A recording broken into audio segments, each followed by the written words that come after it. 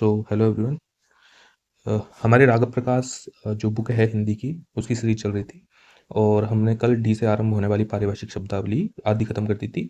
आज मैं जो डी से आरंभ होने वाली पारिभाषिक शब्दावली है उन्हें पूरी खत्म कर दूंगा। ठीक है, बिना टाइम वेस्ट किए हम आगे बढ़ते हैं। इससे पहले मैं चाहता हूँ कि आप जो कल पढ़ाया था, इससे पहले पढ़ाए थे, जो पारिभाषिक शब्दावली थी, मुझे नहीं लगता कि अब तक जो 6 लेक्चर हुए हैं, 6 लेक्चर्स में या सी तक की पारिभाषिक शब्दावली है, उनमें से मुश्किल से 15 से 18 शब्द आपको मिलेंगे जो आपको थोड़े अलग होंगे, भिन्न, जो आपको नहीं आते। तो कृपया आप उनको रिवाइज कर लीजिए, ये बहुत इंपॉर्टेंट रिवाइज करना। ठीक है, अब मैं आगे बढ़ता हूँ। आई होप कि आपने इस वीडियो को पॉज करके रिवाइज कर लिया होगा। अब मैं आगे बढ़ता हूँ क्योंकि पहले उनको रिवाइज करना इंपॉर्टेंट है। ठीक है, कल हमने डी रिक्विजिशन पढ़ा था।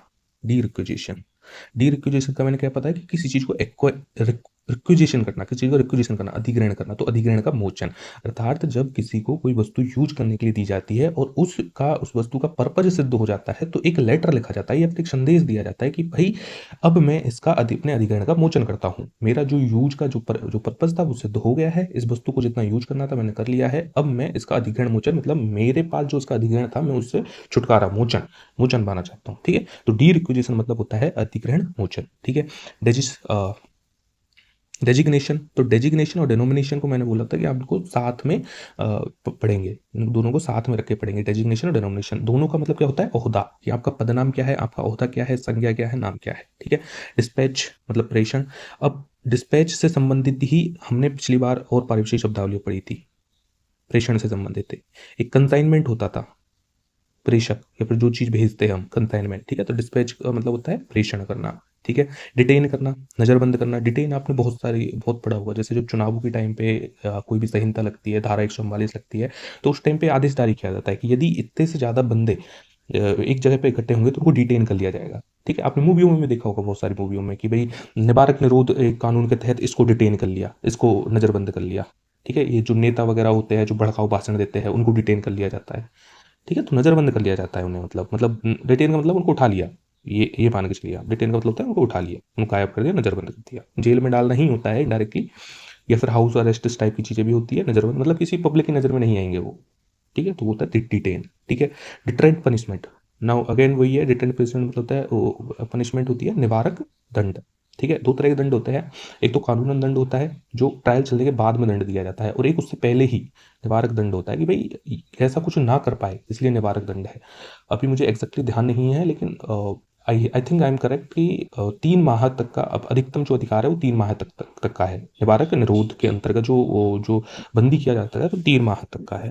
ठीक है, इंडियन पॉलिटी में लक्ष्मीकांत में लिखा हुआ है, आप इसको कंफर्म कर सकते हो। ठीक है, डिटेल होता है ब्यौरा, डायग्राम होता है आलेख। ठीक है, ना अब इसमें थोड़ा ध्यान देने की बात है कि जो डॉक्यूमेंट होता है उनको बोलते हैं आलेख। ड्राइंग को भी आलेख बोल सकते हैं, प्रलेख बोल सकते हैं। ठीक है, लेकिन जो डायग्राम होता है वो आरेख होता है, रेखाओं से बना हुआ एक चीज, रेखाओं से बना हुआ एक चित्र, तो उसको बोलते हैं आरेख। इसलिए इसमें रेख आता है, लेख नहीं आता। ठीक है, लेकिन ड्राइंग में आलेख आता है।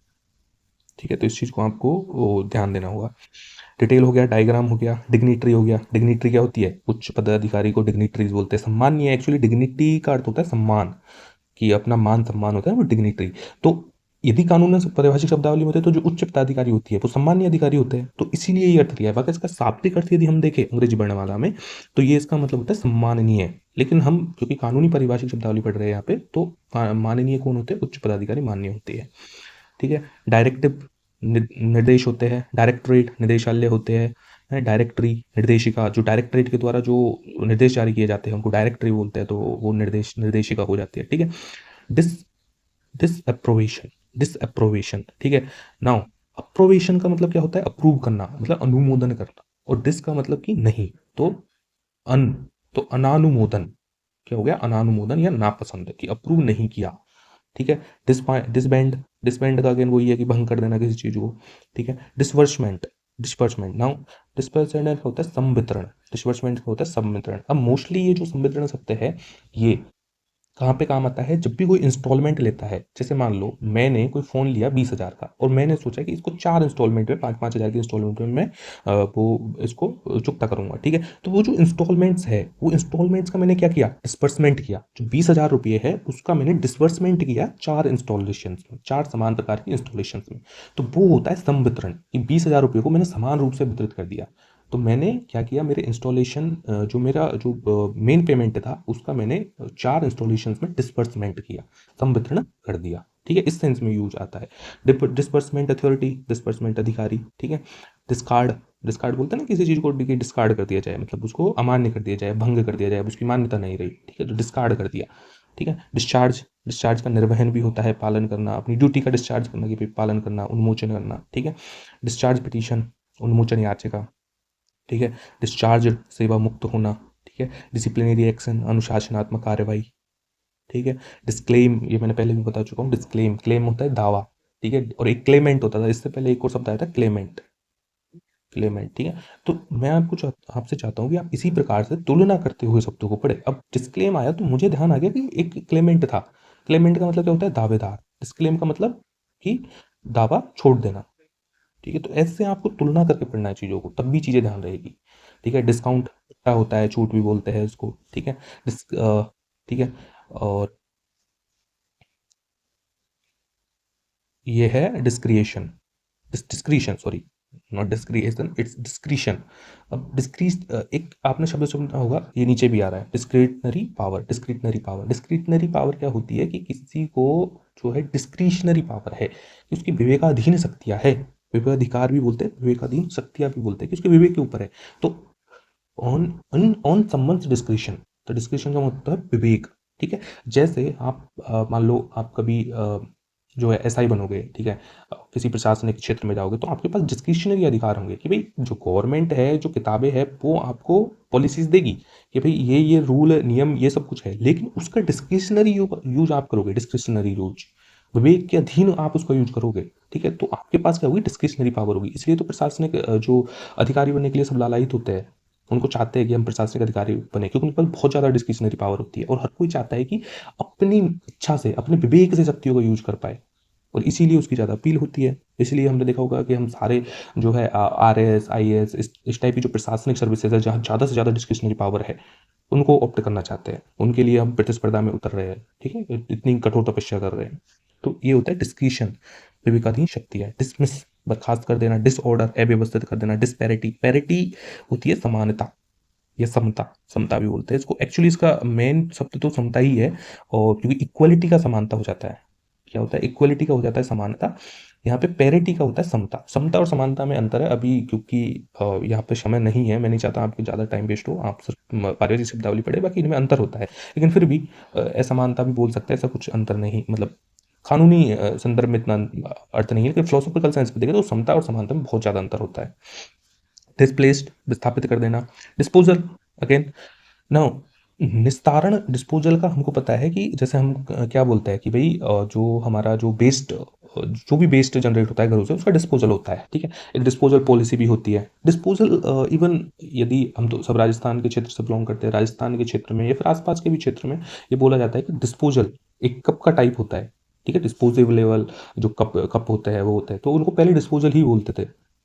आजकल बोलने लगे कि कप कहाँ है, कागज के कप कहाँ है, लेकिन पहले क्या होता है, डिस्पोजल, डिस्पोजल ही बोलते थे। तो डिस्पोजल मतलब कि कोई चीज जो, जिसका निस्तारण हो जाए, लाइक एक बार यूज करने के बाद में, यूज एंड थ्रो वाली वस्तु, उसको डिस्पोजल बोलते थे। ठीक है, तो उसका सामान्य अर्थ निस्तारण ही है, लेकिन इसमें निष्पादन भी लिखा हुआ है।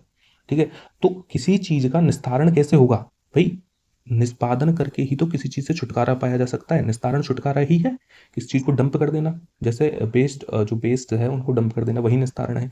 तो निस्तारण कब होगा, जब निष्पादन होगा किसी चीज का। जैसे आपको कोई ड्यूटी दी मैंने, अब वो ड्यूटी का जब निष्पादन करोगे तभी तो उससे छुटकारा मिलेगा आपको, तब तक तो आपकी रिस्पॉन्सिबिलिटी है वो। तो उस ड्यूटी का निस्तारण कब होगा, जब उसका निष्पादन करोगे। तो ध्यान रखना, डिस्पोजल का दोनों अर्थ में से, दोनों सेंस में अर्थ आता है, निष्पादन के सेंस में भी और निस्तारण के सेंस में। ठीक है, रिजोल्यूशन, भंग कर देना। डिस्ट्रिक्ट, ये पता है, डिस्ट्रिक्ट हेडक्वार्टर पता है। डिट्टो, ये तो आपको सबको पता ही होगा, हम नहीं बोलते why you copying me, you are ditto like that, इस तरह की चीज़ें बोलते हैं कि तू तो भाई डिट्टो है एकदम, डिट्टो। तो मतलब यथोपरि, जैसा है वैसा, मतलब एकदम कॉपी, कॉपी बोल सकते हैं। डिवीजन, विभाग हो गया। डॉक्यूमेंट्स, प्रलेख हो गया, दस्तावेज, मैंने पढ़ाया है आपको।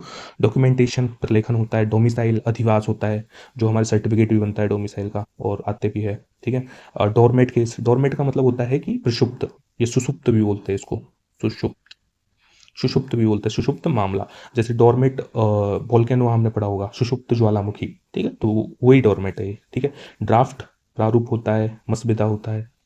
है ना? ऐसे शब्दों को मैं कहूँगा आप थोड़ा ध्यान दें इन चीज़ों पे कि मसविदा भी होता है ड्राफ्ट का मतलब, जो चीज़ें आपको नहीं आ सकती। ड्राइंग का मैंने बताया था, अब ये ड्राइंग है, ये डोरोइंग है, हालाँकि स्पेलिंग सेम है, बट इसको जो प्रोनाउंस करने में एक अंतर होता है थोड़ा। डोरोइंग ऑफिसर, डोरोइंग या ड्राइंग भी बोल दो इसको, लेकिन मैं चाहूँगा कि आप इसको डोरोइंग पढ़ो। डोरोइंग मतलब होता है किसी चीज़ का आहरण करना, किसी चीज़ का आहरण।